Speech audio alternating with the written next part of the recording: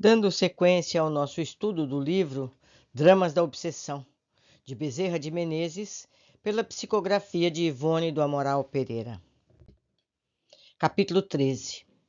O incidente que acabamos de descrever tivera o condão de inquietar o antigo rabino e seus filhos.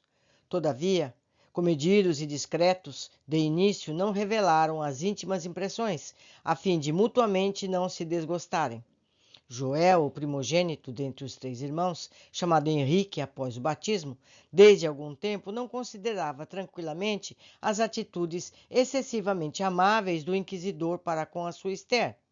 Observava-o e frequentemente distinguia-o seguindo a jovem com olhares ansiosos, medindo-lhe a silhueta em indiscrições muito ofensivas para uma dama, e profundo terror se apoderou do coração do adolescente, cujo nobre sentimento de afeição pela prima tocava as raias da veneração.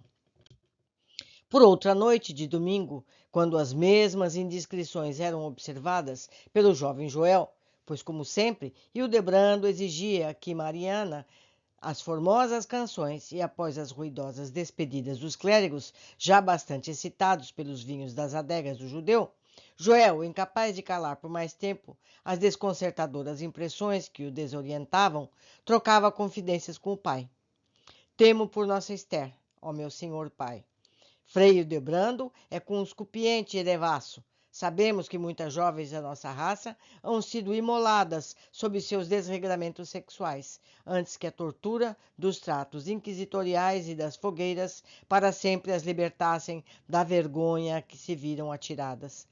Suspeito desse dominicano cruel, que passa por ser o nosso amigo mais dedicado entre os cristãos, mas que deseja, antes de tudo, é a posse da minha Esther. E as mais aflitivas apreensões meu coração vem sufocando em silêncio a tão abominável sugestão. Pressentimentos sinistros acovardam minha alma. Não poderemos tentar sequer a reação, que seria infrutífera, porquanto quer os inquisidores, quer as autoridades civis, são todos nossos desumanos inimigos. Reagir, algo tentar em nossa defesa, seria precipitar represálias que ainda poderão demorar a chegar até nós pelos processos rotineiros. E se ainda nos ferissem de um somente, a mim, por exemplo, seria passável, mas os desalmados estendem a crueldade ao máximo do inconcebível, atingindo primeiro ao inocente a quem amamos, a quem nos ama, mais ferozmente nos vilipendiar e torturar, tal como fizeram a nossa mãe e avós. Cala-te, meu filho, por quem és? Não reavives feridas que precisarão cicatrizar. Que fazer, pois, ó meu pai? Em defesa de Esther, em nossa própria defesa? O atribulado israelita meditou durante alguns instantes, para finalmente, cedendo ao seu pendor pacífico, advertir. Daí, meu filho, poderá também acontecer que ambos estejamos ajuizando precipitadamente o pobre frade, o qual, a bem da verdade, o deveremos declarar, vem testemunhando boa consideração a todos nós. A prevenção que intoxica o nosso coração, a lembrança do amargo pretérito em que sucumbiu tua mãe, tantos e tão rudes acontecimentos que vimos presenciando em torno dos nossos infelizes compatriotas, terão criado em nossa mente o mórbido pavor que nos torna hostis para com os pobres clérigos, nossos amigos, os quais até agora nenhum dano nos causaram, visto que Cosme e Fausto são recém-ordenados. Frei Hildebrando, apenas há 2 anos, chegou a Lisboa como inquisidor mor. Tenhamos antes paciência, confiemos nos poderes do Santo dos Santos. Vejamos nós, meus amigos, aqui comentário à parte, ele era uma boa pessoa, não é verdade? Foi o drama que o tornou um obsessor. Ele era um homem bom até então. Continuando. Joel baixou a fronte numa atitude respeitosa, sem querer contestar o pai, mas demonstrando, no silêncio mantido, a não aprovação dos conceitos ouvidos. De súbito exclamou novamente, os olhos brilhantes, a voz animada, como se uma centelha de esperança o fizesse vislumbrar a solução desejada. E se fugíssemos para a Itália, onde, o que eu afirmo, nossos compatriotas vivem em segurança? Confesso que tenho matutado seguidamente nessa possibilidade, meu Joel. Mas fugir propriamente não acredito que possamos fazer. Obtermos, porém, uma licença, uma dispensa, ou o que quer que seja que as leis exijam, que nos permitam deixar o reino. Sim, deveremos pensar nessa possibilidade. Sim, sim, meu pai, rogo-vos, penseis esse alvitre com insistência, a fim que o realizemos sem demora. Tentarei novamente obter agora o que não consegui há anos. Quando, da primeira perseguição sofrida, tentei fazê-lo, desejando libertar Amsa do que finalmente veio a acontecer. Mas frustraram-me as esperanças. O Santo Ofício, apaniguado com as leis do país, dir-se-ia conhecer, porque as aplica, todas as artimanhas de Beelzebu, para desgostar e castigar os hebreus. Aliás, consentem às vezes que nos retiremos do reino, mas impedem que carreguemos nossos bens.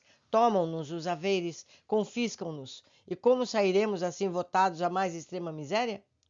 Tentemos sempre, insistiu o moço. Não nos será possível permanecer nessa impassibilidade quando tantas apreensões nos assaltam. Tenho em mente, prosseguiu Timóteo, tentar o nosso afastamento daqui lenta e dissimuladamente, porquanto estou certo de que não nos deixarão partir de outra forma. Tentarei um salvo-conduto para ti e para Saulo, a título de mandar-vos a Roma, tratando de completar vossa instrução artística. Bem, assim, para agradecer a sua santidade, os favores que nos hão sido dispensados, para que não mais nos perseguissem. Mais tarde, encontraremos meios de mandar Esther, e depois eu e Rubens seguiríamos. Mas Esther permanecerá aqui sem minha vigilância? Vós, meu pai, viveis assoberbado de múltiplos afazeres. Não podereis prestar assistência a tudo. O rabino sorriu e acrescentou, compreendendo os zelos do jovem, profundamente enamorado da formosa prima. Visitarei dentro de alguns dias, solicitando uma audiência, a senhora Condessa de Faro, a qual muito amavelmente se prestou a servir como madrinha de Esther, quando do batismo desta fé católica, que nos foi imposto. Como sabes, não há ela desprezado a ocasião de proteger a afilhada, favorecendo até mesmo a sua educação entre as freiras de São Domingos, interessando-se vivamente por tudo quanto lhe diz respeito. Narrar-lhe-ei confidencialmente nossos terrores e observações e suplicarei sua proteção, ainda uma vez, para a afilhada, a qual permanecerá em sua companhia até que seja possível retirá-la de Portugal. A condessa é pessoa considerada entre a nobreza e até entre a realeza, e Esther, necessariamente, estará defendida em sua respeitabilidade. Não creio que tão ilustre com respeitável dama se furte assistir àquela por quem se tornou responsável perante Deus, segundo rezam as leis da sua própria crença religiosa, numa emergência tão crítica. E assim sendo, impossível será a Frei Ildebrando ou outro qualquer falso amigo algo promover de prejudicial muros adentro da residência de tão admirável senhora. Não obstante, presa de insopitável constrangimento, Joel aprovou a programação engendrada pelo cérebro apavorado do pai, visto que incapaz se reconhecia de algo apresentar superior ao que ouvira. Todavia, não conciliou o sono aquela noite, senão pela alta madrugada. Insólida inquietação cruciava-lhe o coração, como se funéreos pressentimentos o advertissem da aproximação de irremediáveis borrascas. Que difícil, não é, meus amigos, viver nesses dias? Como era difícil. Por hoje ficamos por aqui. Aguardo a todos no capítulo seguinte.